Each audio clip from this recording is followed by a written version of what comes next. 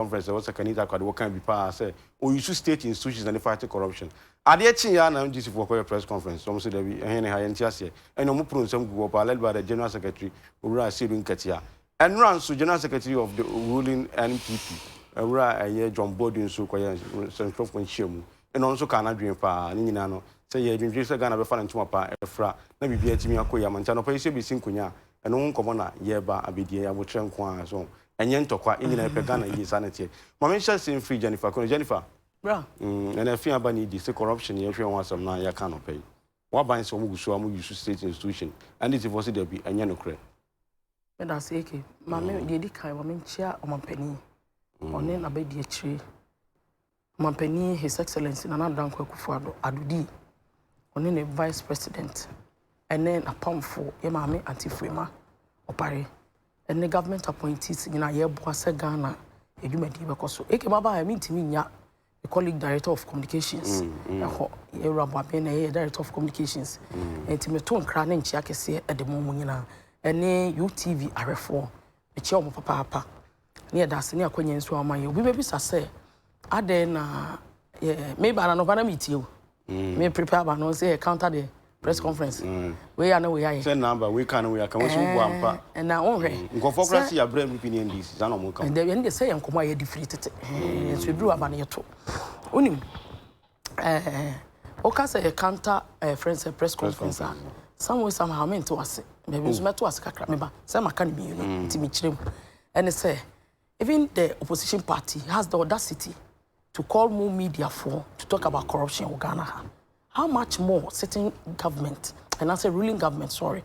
Na, in my part, ye. Na say, so we pursue the tag, a tag. No good, Hufia, Yentimin Fremon, some trophy, ya. Na yen trim, Emma Timber and Tiase. It is over a press conference led by your General Secretary, Yera John Bodu, and ne Yenuna Cottage, and Mamma Mubama, and ye fe. Or ton some panny to be mum. Yama me from my cousin Bichre. Say, and you ma ye a costume. Say, I am who they were. We don't expect the opposition. Minuako Kuti and I are Santa Cocos, and I'm one. Minuako Kuti, hey.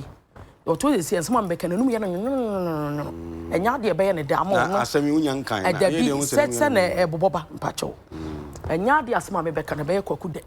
So, then so soon, Timum form of share near Tiafonia, a form of share, but yes.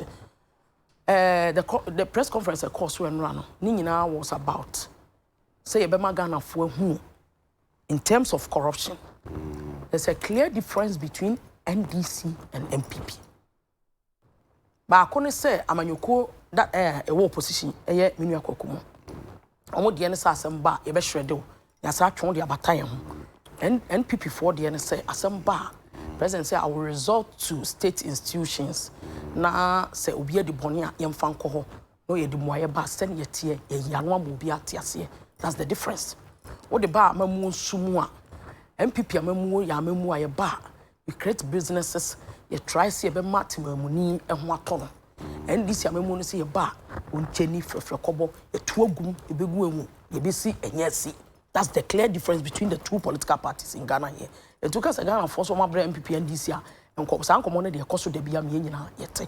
Now, Yawa, and His Excellency, and Danka for the Kushia, Ghana Bar Association, a your program to our friends say, you should come and speak on corruption. Mewa.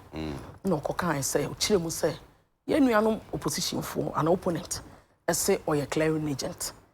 Now, and Tessa say, and someone bought. Netima na manyu ko ni bi no se e basa e wo se otu ho na mo na wo sakin crofo se sakin crofo rough of dia any another then sitting president Yera Mills wonya no ba bi ko Awurade mfa ne kra ensie ye na Yera John Dramani Mama was the then friend say sitting vice president to Yera Mills na ye say yekoto aircraft e dia bagana na ye tu say he is the leader of delegation. Na undi ani mu wayen kotomra yekoto ba ye no na kuntuna se bia koso a hanga ye de plane no ebehye ho anase ye besiesie no etimi to aircraft na be de akire ID na chi city president de be mente ase me set committee ni hwehwem se na ye John Dramani Mama na odwene credibility on as at that time na nka was resign.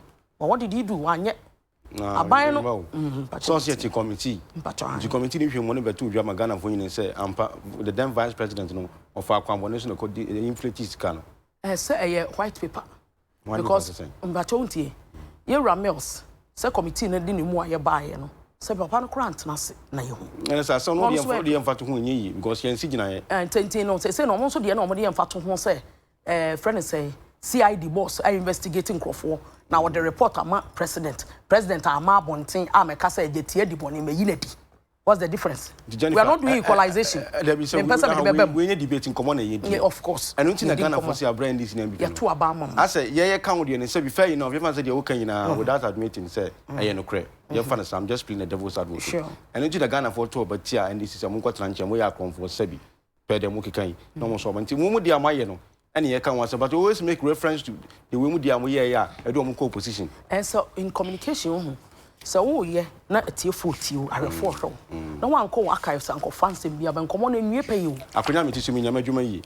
You to me free so near the better now. And also by any man confused you say when you want to make. So say, and AK town. Why do you make reference to me time on any year free? Why? Number two, once your Hana, friend say.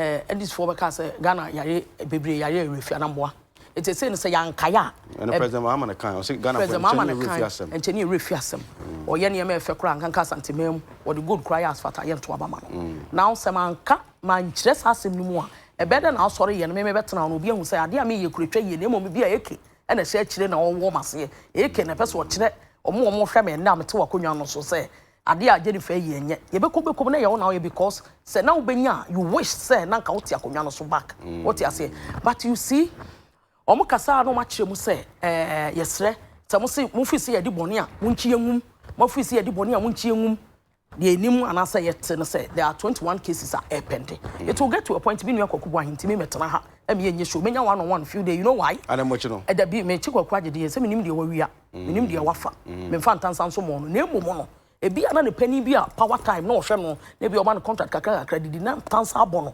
obedi na chi akokọ to onya adaje mpo eno so kuro ya no mbesa adwane akọ international court say which hunting yeah which hunting you see say you receive in katia there's one thing amunya study hwe press conference awye ye na olidi ye has no locus eni kwasa ni nyina so David and you're the general secretary of the party he is the general secretary of the party technically he's the administrator okay of course Matthias but he has no moral right to locus so be from media for so church mu say ana Akufo-Addo corrupt be chirem o kai say buida na o chairman no ton blog o kai be kasa na o reference na anya reference be dey na ehu say ne ote you know why he did that press conference or calling for the press conference because the presidential candidate of NDC is coming from the north so automatically they are looking down here that is south CBUB he did something to catch the eye of the president say we give me a meeting abo adwuma na the other side now back to time and no board chairman e wo bui na ne blog sata na blog yem say 180 pesos back sata na ton blog say obeka o say ne blog no is super blogger cement or dey yakuri bi Ghana edimu and this man has moral right to call for press conference no obegina o say o kasa say na na don Akufo-Addo clearing agent and no say so pe clearing agent obeman freight forwarding me pacho can I also sit here on your seat and say Yera John Dramani Mama time watchamu man penny dada watchamu ono so ye super incompetent the whole Africa and I said the whole Ghana and the whole West Africa. A question na bibisa pacho. E asem na bibisa. Now na ban mu and yeti krom ha sports ministry. Minim say kwaku de ba wom. Australia de ba wom. Yeti krom ha and ye call economy kube ba ko $35. And you Brazil. Oba ye review say free and crap be true here committee ani owi o se me doba aya de wadi Ghana sika bra. O de ko kan ho abankesi. O se ma me equalization me kai wasam kakra. Said omkase yare refi because I think it's about 6 years now. Enti yankan ne amfa me wuramu a enye. Yeti krom ha e na Ghana agudie kase edimu enne. Yeti mi ni akwa yede akwaji ska yede ba be your money ye. 1 week to elections. Man penny dada watwam tabiri no se me nu age. Yede ekwotre fie kro wosi edidi ye Fatima mfo ho. Aban we baaye. No be hwem hu se contract no it wasn't a due way enti no. Ye hwem court bu asam ne say. Osmuni locus muni nyina so bia ya je free musam ene be ye ama me ne umienu one pegative for awoka na atiesie ndisi for yam ene omumu ne say free SHS ask me why ubebi sasa na ye say ska wo school ho now ni nyina ne say ekeba Jennifer ba ye nyina betena chimota betena fantoman girls, you better fantipim, you better bri girls, you better matter these girls. Table back on here, the young classmate back. Unlike before, I call we school crana, onya akwanya kra enko school. A buy way yaba, what's the oya and a mempe. We've had a president, a certain president, what chomwa. One kasana point is still Daniel Osebu kind ambassador to India. No other contest to be in a say. You are John Dramani mama, lame and undisciplined. You are Spiogabra, dear and Wanka. Or say your mama cannot take himself out of corruption. I have it on my phone, maybe you are Ediacho. Yet to Kromuha, Uti, and an encrofa, or no call contest. Or when you know, be a dentansa at the born say, Papa near corrupt. You are Tony Edu. Ebe can say what's what jai patronizing what do you call it NDC Congress because omokwa sebiota fracture they don't make any sense of bibia the minimum say you we need elections you we omuni progressive mind be anase bibia omode ye hweama o mind puntu akoso na nipa no do omanim no kora no cannot take himself out of corruption. Let me give you a clear example yesterday on your sister station. Say you are Lotejo Cops ye yetete no anajo no say wo mo leader Kwaku boss asake no you was suggest across any free party. You're a Lotejo Cops. Say you cannot hang corruption, or say you can never hang corruption on the neck of Ira Adanko Kufuado. If I tell you Lotejo Cops, why what do you call it? Why MPP ni? Why your minister doing Mama's time? Is it not coming from them? It means Jennifer, that sa statement that Lotejo Cops make here, and it wasn't just as simple as he can say. He said, looking at the personalities of former President John Dramani Mahama, near from President Nana Dango Kufuado Diana, who to for corruption for them, their appointees and a Kufuado account. People end up mentioning their names, so we are corrupt. But some may know because beginning the Mama examples are near Mama or ye leader of delegation, another lady Bibia Kofa Bibia Bagana. That's the difference. So when I talked about what do you call it, the aircraft as a man, me can't want something. And it's inconclusive.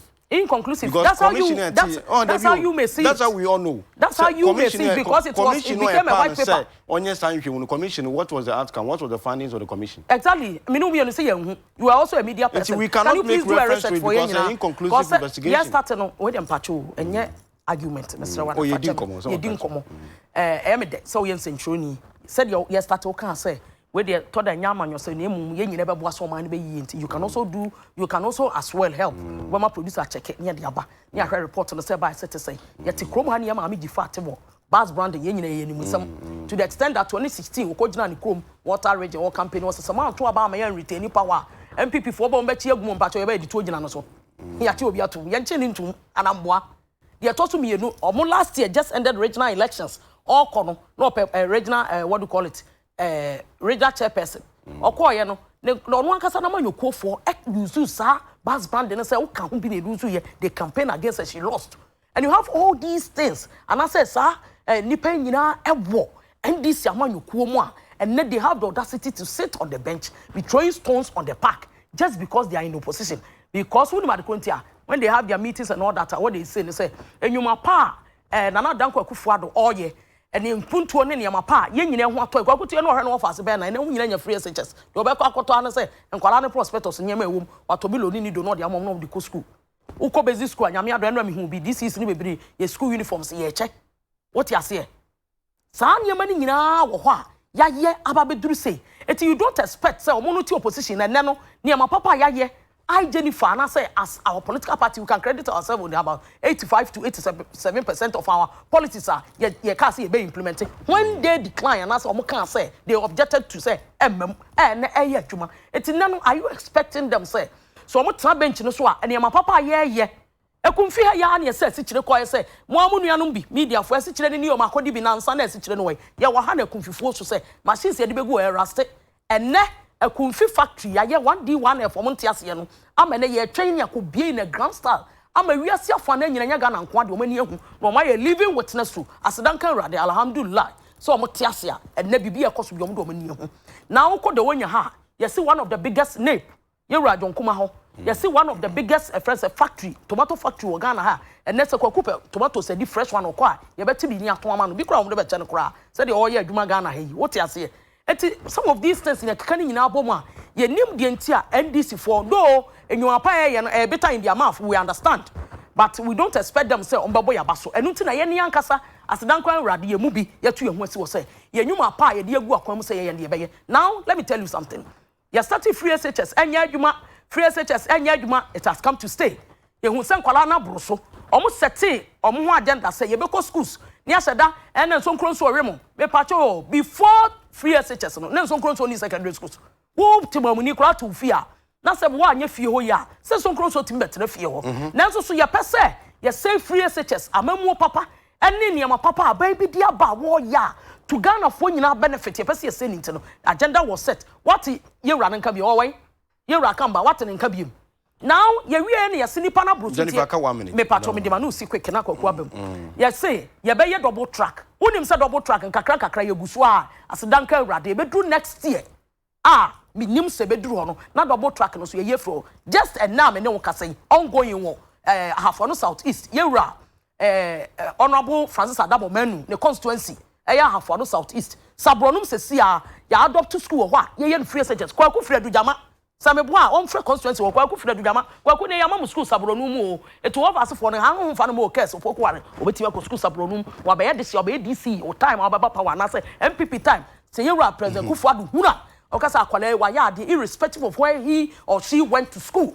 sa niam we nyina ekoso a e wose credit ye ho astemamufo ene Ghana-fo e be boa ya ma Ghana ye mpuntu akonanim NDC has no locus to talk about corruption na ya na e be kasa it's quite unfortunate ina ye campaign ye say they are corrupt ye nchi yengum ye be to magum ye ba power NMP ye don be court na asat now ye ntehwe but we found the government wo yo mi case e ya attorney general be kasa wo yo mi hu son only problem they don't court, but court no case Supreme Court say they created, looted and shared the money.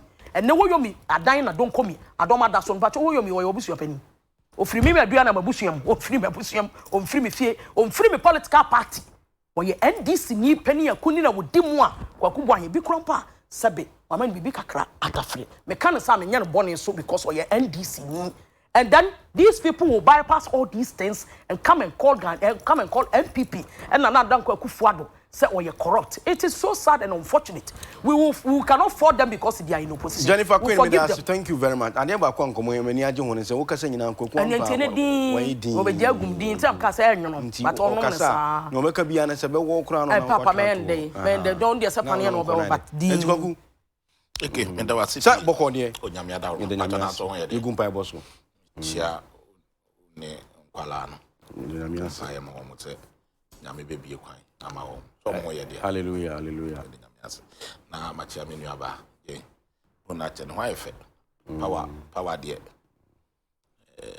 afa wo papa mo hwe ye nyina Jennifer do sina ode ne ho dada wo bra obi am no ayi program film you know constant one radio station and then have koku eke ana me dwene ho a mente ase me ntumi nhunu se eye ahantan o se ye dwe o se ye obu no omumu se nso se Ghana fo no yamfe yanya hwie o MPP fo na do danko Kufuado edi animu etumi nya courage e ka kire Ghana fo se o tuketa asise ase nti yamfa ne saa de obetumi aya no enya nwanwa de obetumi aye nyina woni wiase ya ne de wo ye nti enya nwanwa ni bi ye bi di Ghana fo o mu sun twadwo de ye ka ne se na nei de wo se wo ye no e below the bed wa lower bar no aye de etuketa asese ne proyase no na do amaga ni bi ehunu se ontumi nye oni hu ni mu de oko bi also state institutions in the fight corruption no pay de all kan de hwan kan kwaku ya bobi na papa his excellency na do danko Kufuado all kan de enye te se pa na ho di nyina odi tuketa asese ne proyase ni dia ne wa fail big time and then he say we state institutions na state institutions e wo memu ha no eke se papa wa se ni nyina oba you feel me wa se e ba kokure no ye dwuma ye sha se shraj de hin wa se me beti me beba ho state institutions bi no ye dwuma wo memu a state institutions ye tuketa ase ne proyase na do agu no wodi ni nua ba na ye atoni ni nua ba na ye atoni general enti case ye to de court no so fenko case be no so court bebre bust CEO kabana wadam Alfred Robin kabana wadam Francis Esiam why then Say boss case you him. Oh. Me say kanana de nyeni nuaba and wod na kwakoto asoya ye tuketa asehye ne proyase. Ne ma me de na no ba no. And wod na kwakoto ano say ne nkofo ne di dwiri mu a ye clear wo mu a. Baby anka na point ono amu kura no ka bi kura nka atwe no gira court. Essence na do dan kwakufu ado. Ah. Who is the most corrupt president you have ever seen in this country? In West Africa. Oh, then you can't be a corrupt. You can't be a catastrophic project. Hey, maybe my example. In catastrophic project, you can't anado. A corrupt Ayanka.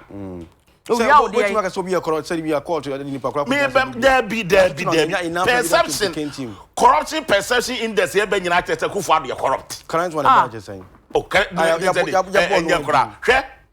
Nya wonya wotamakuro say president ya wotena ho pa ya suspend no party mu baby awakote esi ko kasa no ma ko wudi ye no kura wan kasa kura so ntia poye so but baby ote esi ne ho tro nya wotamakuro awa ye MPP ni twetwomutwo o say Nanado is the most corrupt president dream ketase check president pa ye nya bi e wa Africa ha e Nanado nya wonya wotamakuro ye ndisi o ka say na ban na say me onu amu wote papa no wote Nanado.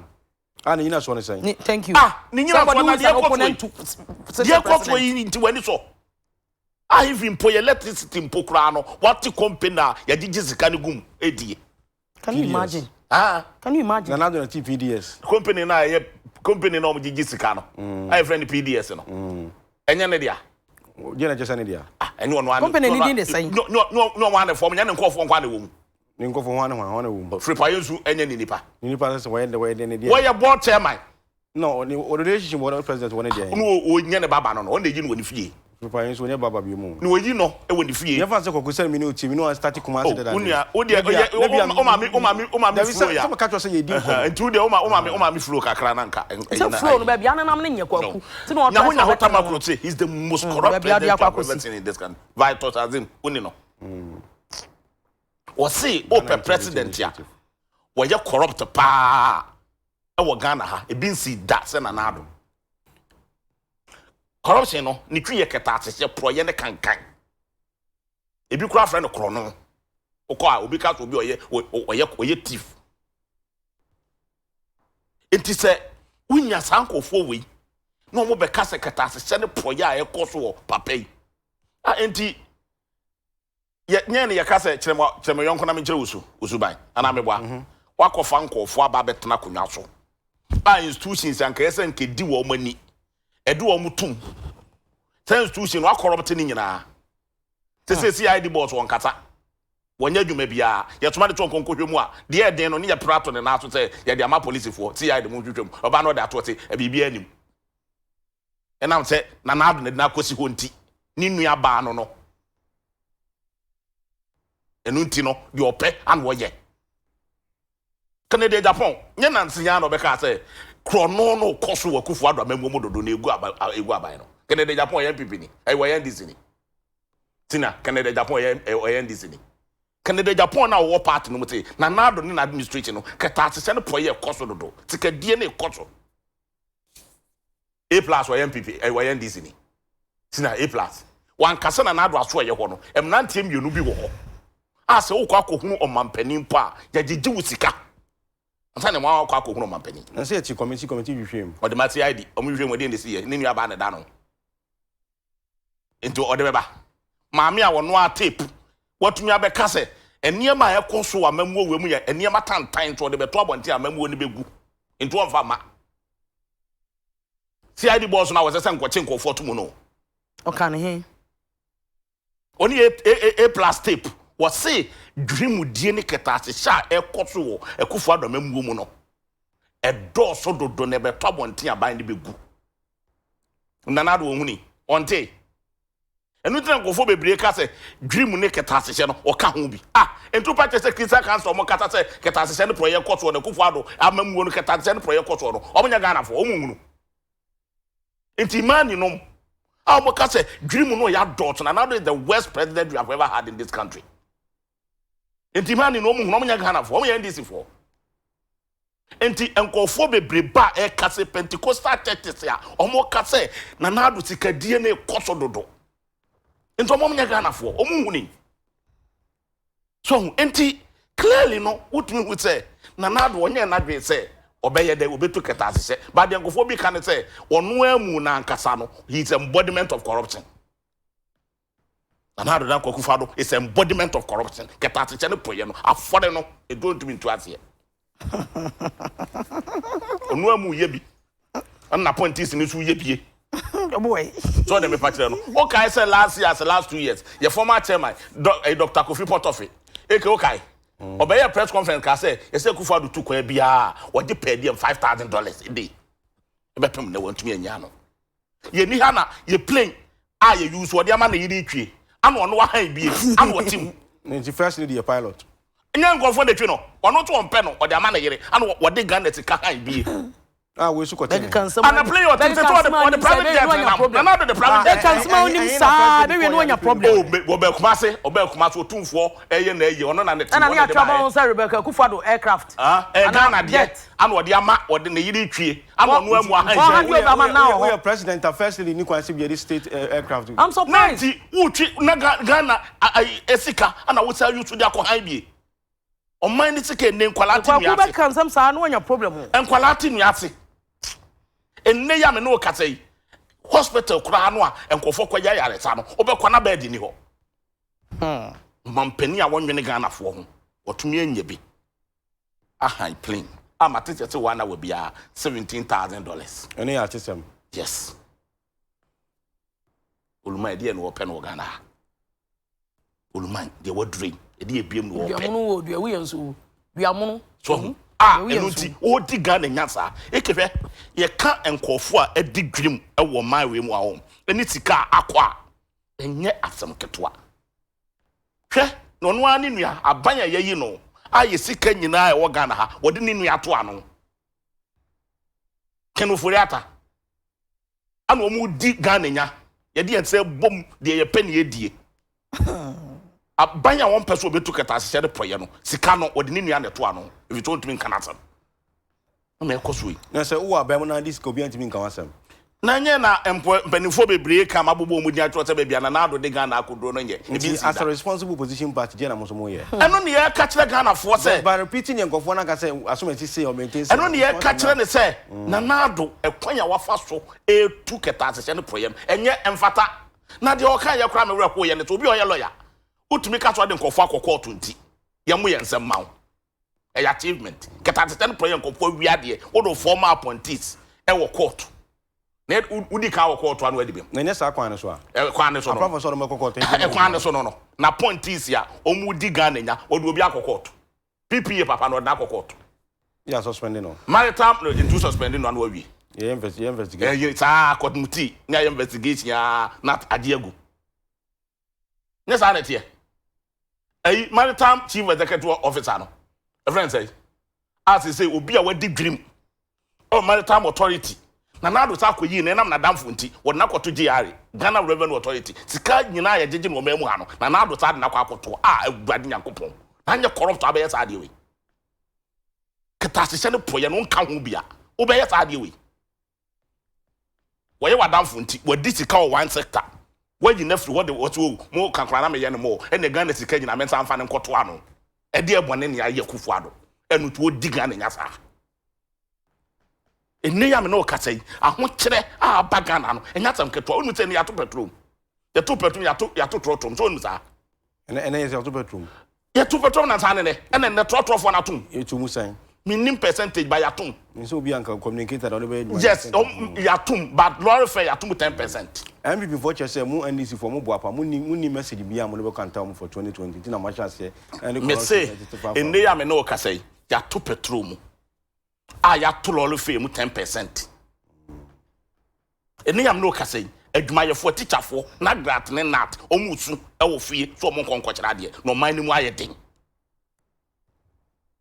So what? Allowance na akeka mu ana so yes na ni nyina nyeska sika ne de high plane ayedie sika ne yedi ne bebre enne obekọ East Legon baby ane yenye ye hutie beti na ho MPP fo ati na atwa wo nyina achia 2 years and a party who are na nansa ase ne da ho 2 years party ko be kan sama oni na nansa ase ne da ho na 2 years baby obekọ ho permanent pa ye titi dan nyina 2 years yo e wa he dan nyina so MPP MPP fo Na kwaku ba nkan bosumi nsia you were able to put up a building. Go for instro nyame o. Anka dan asem kwaku jai o kasa no ma ma jai na memo me ka o kasa no ma me ba bosumi nsia no wonya ba bi di utitu ye o wo dey say o ka 2 years no be so ka bia nyabo haba koso na menya memre wo dey koso eke bebe we proud land bia obekọ na MPP for sisi dai wo dey dwapade ekoi ana koko aban mu ode we say wa mo bebe omo tika frame ntumi hunu can you imagine ena ho tebe wo ba aban mu da ana ya to che no free so yes nti obi aba na ka so tun the rate at which omo fo dwapade ne do so do enye ena opposition mu ena nkof ana ye bi ne ya ka tire Ghana fo yi eta mo tmo bua yen media for mowa tam wa ye bo mo say dem mo video so mo ka say yes enu ne ye ka tire Ghana fo say sankofo we no buy so mo be wia no mo kum no ma che krono no doso enough is enough no correct papa na ye hwan enam so ka ho binti why ye hwan enam so ka ho binti wa ha no no ani nua yoda minister for finance okoje bond eke bond no percentage e wo so e about 20%. Ye try ni ye bia tua interest e wo so more than 200 to 300 million Ghana cedi ani tua ye tua ni same fear duonu na anya kromfo abekọ akoyeta ade we deal we e coach that strategy ankata kwan ya papa ne fa so ye no wa anya ni ye abochire ba bia ankaka no for that anko dem ni anche na ntum enso na mtakufu adunu ya no nti wona ho odidi emra no buru obi so na institutions on say ni nyina emra no buru obi so omo eso mu tuketa asese de proye no wode ni nuanom na atoto ano ni ko yi omo bi enka hwe na ntin ya kumase sa investable force ya ye do omo court wi aka for ayi kanda pass omo ye criminals na na do amane nua ba attorney general anyi wo omo case ni wantwom ana kire sa court bi enti se oye aban na betena konwa so na ekwanya ye faso tuketa asese ne proye no oba na obese no a obeye dan watumi tuketa asese ne proye so enti na akwadere no na o ene dream no cost all the sectors hwe apartment keke ayi sa export promotion maame no ene ne deputy omo court ayi court kura so omo no omo 300 million court 300 million na yeke ukuta 300 million this year o ka entade abetogu mu ne nkom enso ye toy rent allowance omo han dan wo Ghana ha 5 billion ni deputy no o han dan 5 billion wada ho e da so te wenam se na na adu nua ene wo munti no aba be ka kire Ghana for say u tu na adu nua na ne proye ona se ne nkofo ni nua na de ni nua na eru nua yeke he ye wo mem ha o u ba ka nsam sa na onya asam ye wo mem ha ye se ye wo yira egu container mu tanks akese mu evaporate ote tote boy oyire na yira wo akufo adu antu obi antu enti eke wona ye chief executive officer magana kabehwa masai dwapade we nyina influencer eke o papa na de dwapade we gya awa na sa ukoba na petrol gu tank na petrol na yira obehwa sa nyina nko o wiwom munji ngo fon take time amu mi de esu de said o ma na so enam sa papa no he's embodiment of corruption what yes musa na keta asese ne proye e fole no nti oto nka ho hwe hwe ye wa ha ane ye load tanks a de premise fuel e kwota krade akwakoto eko ka ta ade no aya de we bail nyina ato so ya suma ni party trank at tax no e de tax na eko akwakoyi premise fuel ye ni krom ana bon one of your constituency chairman koko aban de akose koko fertilizer ye mfa koye koko ye owi an koko what are you talking about who say program no koko what are you talking about me say no Anko koduru abepem ne ye nti wo bia ye ne na me nua abronye e twa letter come on mampani say dream die ne kata asesa ne minister then Bruno half regional minister de wo ye no enye enua wo Bruno half ne watwa ne nyina na na do say maintain wo kakra na me ye no bo no say yes am appointment kese e na kwa akoto ye nua ene ye gold ne ye bibia organ na nyina kromfo no a wo party member wo chairman so wo di dream no wo sad na beto ye nua ne ye gold nyina so organ na sa kromfo we onua gold ne nyina ani omubu nua ne nyina ngufom enti ba bia akufo ado ede ketatese ne proye na kasa na refill no asa kotie si ba bi kasa na refill no be sinti wan time on set up wa lower bar no any for be Ghana for wa lower standard no ketatese ne proye no wa lower standard okay enya nwanwa set up minister for foreign affairs a passport be a yira e diplomatic passport be 2000 yira won office IT committee committee o dia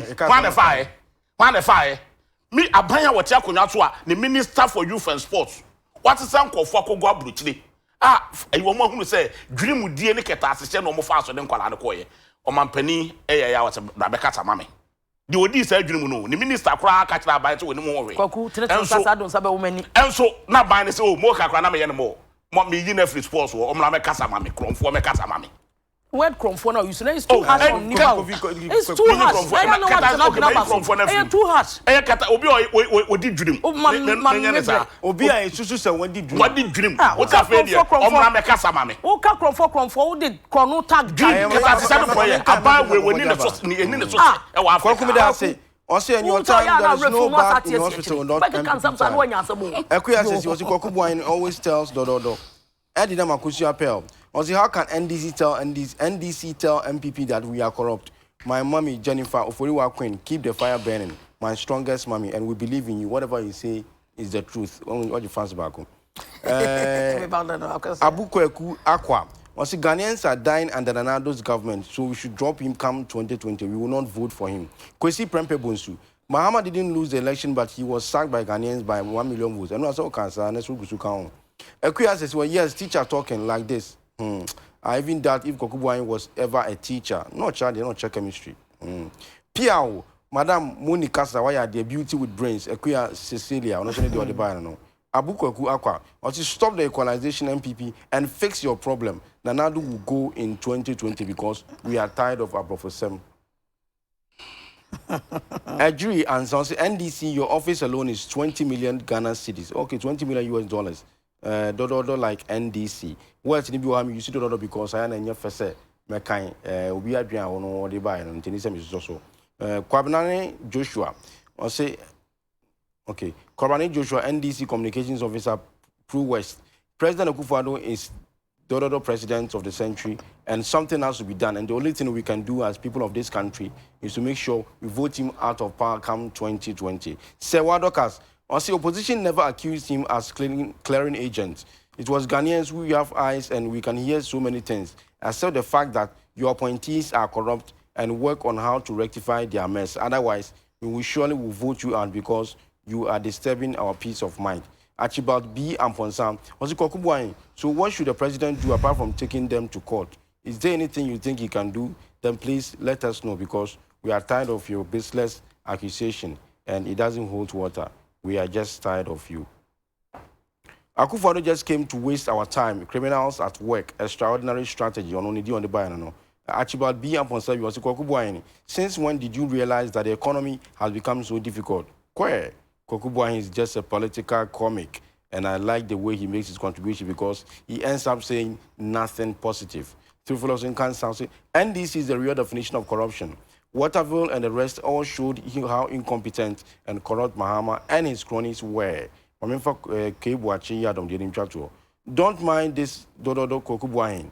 He's just making noise instead of communicating. Okay, please tell Koku that he should not talk about corruption because he went to cry on a committee on Brazil scandal. Akokuna Kusun. And then Kokubuain, Deputy Communication Officer, Emma Opposition NDC. Okay, Jennifer. Bra. I'm in time waka. Aka 14 minutes. Any 5 minutes out of 40. 5 no mafadi aka na me apon.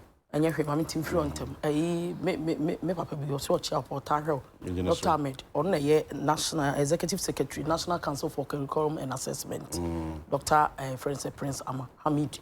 Dr. Hamid me that say. Oh kwesi team tie duru ha e baba obeti anka yi. Central region. Central region. No kwesi team Western region. Western region, sorry. And tie duru obeti anka yi. Me chia dog anopen so o adwuma pa obo oyebo e de boa education ministry. Kwaku aka ensem bi Biblia kakra mpacho we dey Mr. reference nti me nkyere wade kakra say ye wa na NDC aban eko congress omo prime minister to elect presidential candidate right meba try me Mahama is corrupt Ghana web Spio Gabra fires nam troy me nam kan Mahama mam kan kesele kan no baby Spio Gabra kan no baby bra mpacho I have 5 minutes nya sa dia Mr. nyabotre Ghana web nyabotre han kokko check Mahama is corrupt Spio Gabra fires The 16 appointees are no more contesting. They all accuse him of corruption. I don't belong to them. Babin, Spio, Toniedu, and the rest. They accuse him of corruption. Maybe I'm interested in the sports ministry. Or say John Mama intervened to stop us from investigating corrupt Ghana FA, NDC, friends, Koku, Aidoho. Men am kind. Ejetia was one. Me cheaper. And the game was dancing. Tina me chron me back. Try me. Me chron ni ma bibi kakra. Now ya to so na ye fe. On say you krom han afford expedition asama ye kan ye pese ye be kan. Okay na be na asam no so kai. Ye koto wo tie bia. Ye say dey ama contract no so de be dase. E ma president ka che so no kro yusu friends say Toyota cars ono yusu say Japan cars so say dey no kra no. Sa aka no kro mpe. Dede ba ho no koja koy. Kwaku aka asem bo ha me yem hye me kakra. Me nim se wo ye adwuma bia wontimi nya ba bi mfa tinto. Obi kura nya politician. Otimi to dan wo Islegon tenam. Me nim me enu yete ye. Ye nim se Islegon sa asia kwa duru na na krom Islegon Hills. I be main Islegon ti Islegon fahin na kwaku hu se MPP appointees ato dan atwa ho hia me mato dan ho. NPP ni be no nim se wato dan ho prempren aye kase. Kwaku time a ufra santre region ba me no ti kroma yete si mu emfie 9 ago 4 years ago. Bosumi nsa na kwaku kri na dia meka na pa ba bi na di ututo ye nkasa ho kwaku. Ti na ka cho se na ho toro nka bibi wo ha me wo ha me nka. Me se bosumi nsia na kwaku na ban wo power. Me nua kwaku bo ahe. Enya ba bi di ne tito ye. Me ne tra radio so kan ho asam da. Ya ma ne tie rubber your friends Prado. Ana otimu o. Ya ma ne niza na wotwie kwaku. No, a national executive. Now he was a communicator for the party. When his party was in power, it's Kwaku telling me, say, na man you corner no domino, wa anya contract back crowd, we nya so for so the 12 anama on any medi. A dear interest. So I can say, I'm on your 17 pair of no ni perfume.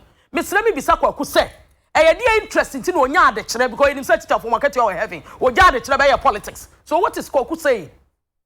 Is he telling me, say, yeah, man, your some Ghana, and many panya baby funny tinto. We've had a past government. Eye man penida da watamu. Utie. Your box site or Ghana or tabri de man inuya. This woman council minim makojina court. Me pacho or tabri no de man inuya. We've had an incompetent president watamu. Nurses and teacher training allowances. Ye freezy ani entua. Say nya kukudu je simpio semintua na mintua na chapa moto abentai. They voted against you. Abai bia ba say teacher training allowances me dia mo me wienso me san for nurses. Boko e friend say Cuba.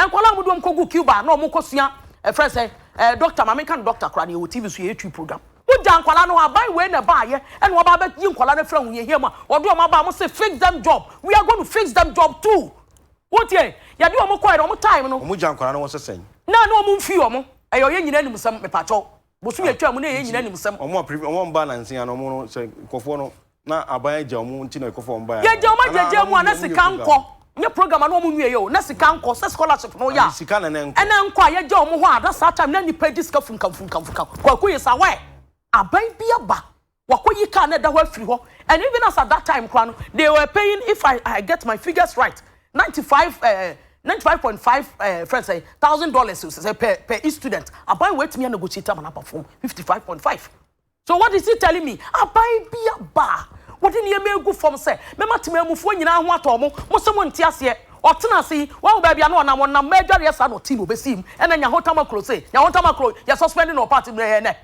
ya kan ma hwa kofa ai papa ya waka bro chiro ntimi mai ne friend second die mpo waka hoyi ono whiskey wi na okana dwene wo hwe oka manyoko no a during campaign did you see him in Ghana here papa ben me kan ni di no ma bo akire ye party bi ni bi wotwam former presidential candidate. Wait, me baton,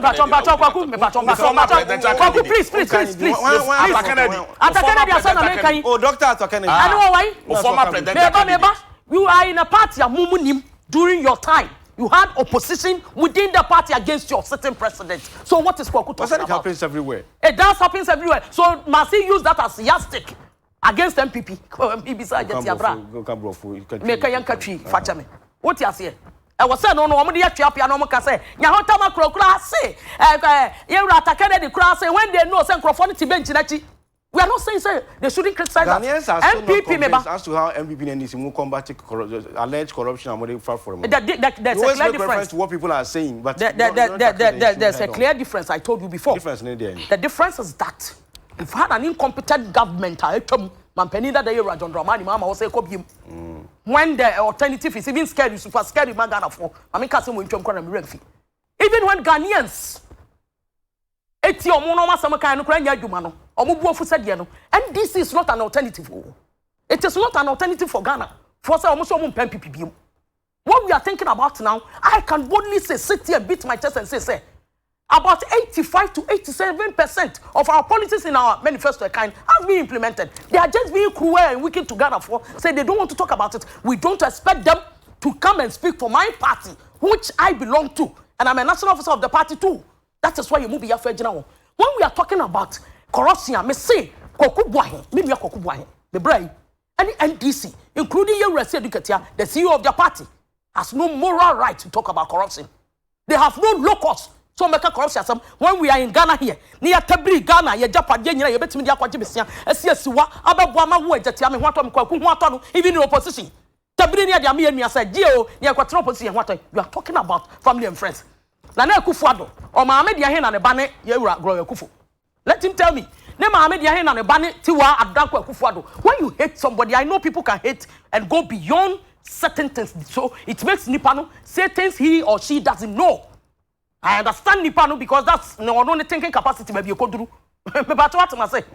I hear fan yesterday birth certificate say these two people are mentioned and you reckon of Foriata say send me patrol me wouldn't papa will do Foriata. Does it mean that me say ya for he belongs to a Kufuado's family? Is that what he's telling me?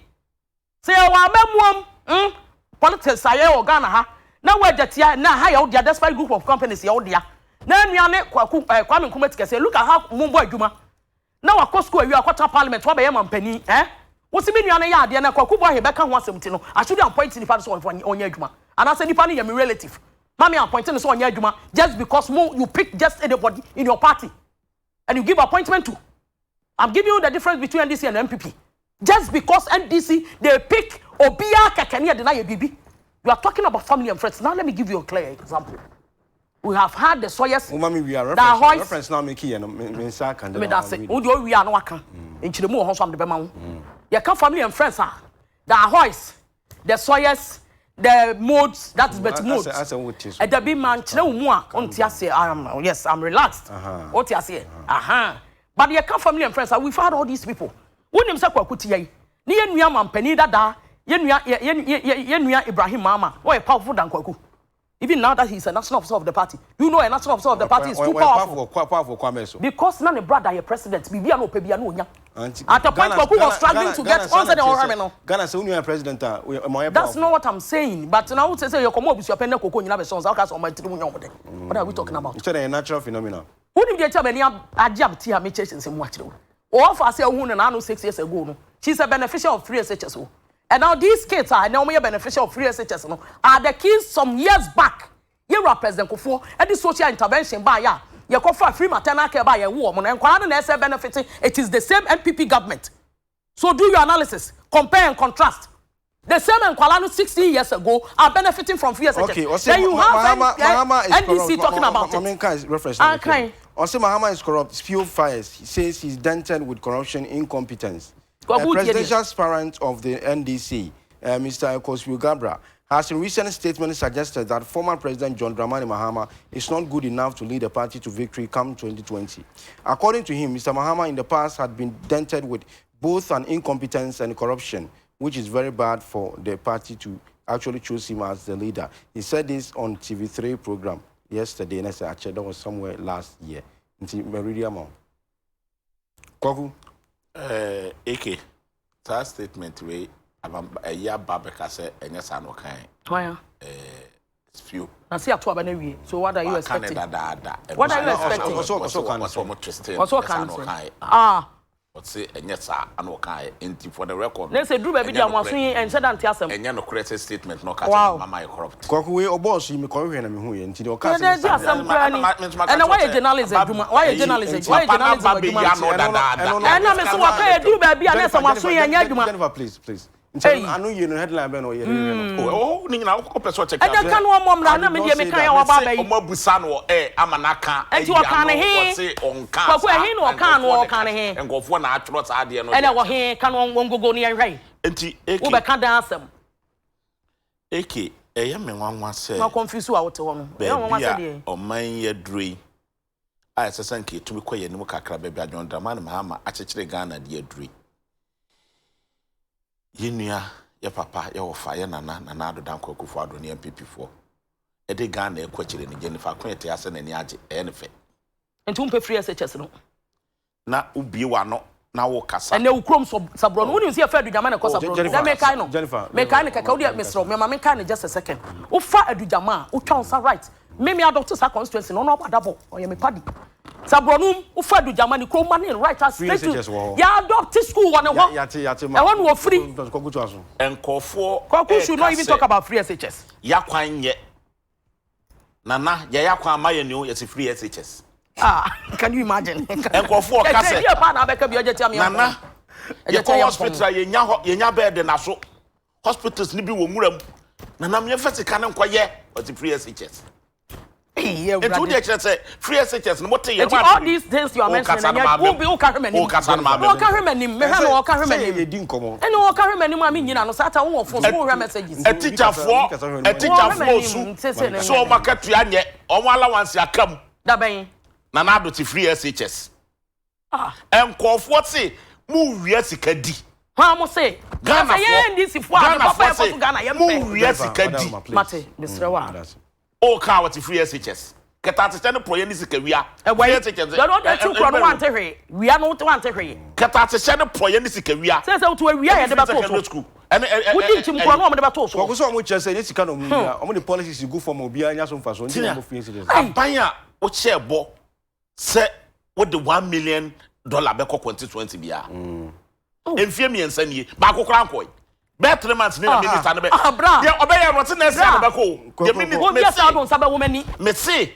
one ba mama incho me say the kwado upon kroma press conference no be ye what is kanu e next year na be you know the difference e next year they think that Kanu was supposed to go to the constituency na ko ma charity so over time yes toilet yes market ti umpe kwaku umpe wai TFI na ka so the $1 million be Jennifer man bra TFI Sebi credit to where it dues. Se na do koto ano ka se oba sebi toilet na te TFI ano di $1 million be ye no constituency a anka Ghana for beto abama no wonya o that it a better program kakaka we to say uti toilet nti can you imagine hope na peke o de bia edru ba bia de papa no aso asi enti edru ba papa no aso asi me na promise Ghana for de o ye so be ye one district one factory and o ye eke enfie miensa haba na abeg untimi fa won some ponte e factory ba ko pe kura waye no certificate could be fertilizer no kwa second e waiver ya certificate kura ni fertilizer factory ne to no store bim eni pattern na amomoduma o kire mi bia o na wo ka o say nipa be 400 enti store be mu ne ton no store be mu ne ton fertilizer ye ton bi wo factory ya o chema ko wi bia ko de kwa ye chi na factory ne fertilizer na ya ne chema wi bia ko de kwa chi ne kwa mu na no ne ya ka na ma me ko kasa na me ko fo bi di mam me ko fo bi ade mam nyam na kan ni factory na so ye fertilizer u produce fertilizer net ade te so afeni e do produce ye ton we say we be ko shop enti shop be mu ne ton no na you start production be okronfo no what me dance ni wa buruchiri we nom wo de ote kro no wan te hwe ye ni ha na kumase wo te kro no wan te ye ni ha na kumase what not factory ye bie no obro 10 years na na do ko ho eko enti what is wrong in aban no or say private company obi company ye adwuma one workers nyina ho a wo no wo ton ne niam no wo ko na akopenti ho kakra bia wo te can you imagine okay one district one factory na sa dey we dey tell me ba na be mpokra bit my bi it's a private company or buying abani president sa dey we to bit my bi ye the fact we are the president kra obetumi aye no wonder some mess up I don't understand why you lost 2016 elections I don't understand why omo chese ni for money campaign message omo keka ni nyina sent omo campaign message joy nti omo de ne de omo policy omo campaign message ni dey for one single campaign message ni say free secondary school abra teacher for policy ya to petrol mu atotro for otu so bring one single policy o kasa na mamem nei enkofo nya duane nie ukokroma banks enipa yaji wo madie ebro enipa 10,000 banks ye kufu adu agu no I nay and for 40 feet. Abra mo tena oya nhwe ha. Mo tena oya nhwe ha. Mo ya nhwe ha. Yeti akonya so na yagu bang. Mo ya nhwe ha. Yeti akonya so na yagu bang bi. Mo ya na mo hunu because mo de ade baba be. Niema nya nko na mo pe gu bands more than 400. Kwaku niema nya nko na mo pe. A 70 no kan 400 no agu no. Eni pate ba ko bia ni pattern e na ya adwuma wo mu kura na. Hwe nipa wa yi mo ya. Obia bu sha for to depend on. You are being wicked to Ghanaians. You are being wicked to Ghanaians. Apart from the MPP for anya enya wapa mo campaign message ni sen. Bring one single policy. No more campaign message ni sen. Ebia. Mo campaign message. Yes, ya banks na o mu gu no. Mu banks. Mo ka say one. Campaign message. Banks na wa gu o. Banks no a o ma gu no. Ne nkofo ti. Hey, I'm having a good day. Banks. Ye person ye boa ye ma banks. And only on policy na o na aso. And they were back. Domaya say no biebe ni ye. Domaya say no biebe ni ye. Ba mo ni fufu bia. No mo bi. Policy ni. Omo chire bia, omo obi a policy no omo policy na free SHS. Enti no kwane policy. Enkofo accident na etisi enam to abone so nti. Ekufo do ne ko ka say free secondary school. To omo time na accident nti. Free secondary school enkola na tinu ase enya ba bi nsu ade no. O come to free secondary school. A free secondary school no obi afen konya anko a free secondary school ne beko. Ade na afen konya nkogu edanum. Ade na wuti school da no ka chen so nko krom sabronu hum. School na ya adopt no you ready to ya no. Onko ko head ya school ho. E show say. Onko head ya school ho. Krom ne fa ko sabronu. Be so mo Ghana fo. E command mu aye dio. O hia na doso. And the Ghana yet just say why day. What are you bringing to the table? And the alternative is scary. Sir, doesn't it sound cheap? Oh my goodness. Can you imagine? I'm a papa near the papa. Okay. The alternative to Ghanaians is super scary. NDC ni here John Dramani mama. And your alternative for Ghanaians. It is not an option. Now your officer, me your director. Officers are under the directors. What are you talking about? Yeah, Udia memo papa ba. Institutions Kufuadu gunu nyina. What they abusu afwa kwatena no mutumi enya adwuma ni nyina no. Ye be correct ko nyina ma wife. To move for year of correction. Yeba insecurity a ekoso wo memu a yetumi ba police fo tu okum wo mu ye kum hemfo ye prepare for ananado commander of Ghana forces what won fa ho no sa ne ma we nyina be a thing of the past yonkofo ho beto o and no policy unfortunately now me one minute Kokubuan was deputy communication officer Emma opposition NDC and Jennifer Quinn and first on up and so deputy communications director Emma ruling NPP one also yet Kakameka officer na for Samuasa we should hani the basic common media na fe che almost much for production team madam was Wara madam was na me bo be say Mr. Charles Kwame Sian Sefin investment me church I wish you a speedy recovery ono madam Kuku's name baby now about for no nyina madam was na me shamo na me bo a china e be say ntino na me enka obi a ho na fe on hwese me da ase madam was bye bye.